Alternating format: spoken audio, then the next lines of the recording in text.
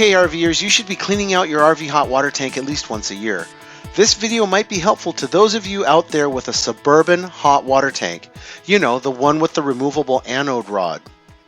After removing the rod and draining the tank, give it a really good flushing with a tank wand.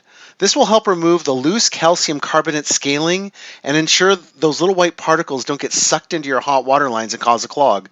This actually happened to me because I didn't know you needed to do this annually. So after 3 years of not flushing the tank, some particles got into the hot water lines and clogged them. Luckily at the fixture where it was relatively easy to clean out. There are a lot of videos out there showing how to descale the inside of your tank, but I couldn't find any that addressed the scaling in the anode rod opening here. This is a difficult location because there's no real way to soak this area with vinegar or CLR, and believe me, I tried it with a rag and it didn't work.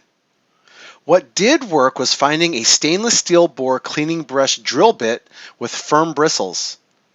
Put that into your drill and then give it a good spin in the opening.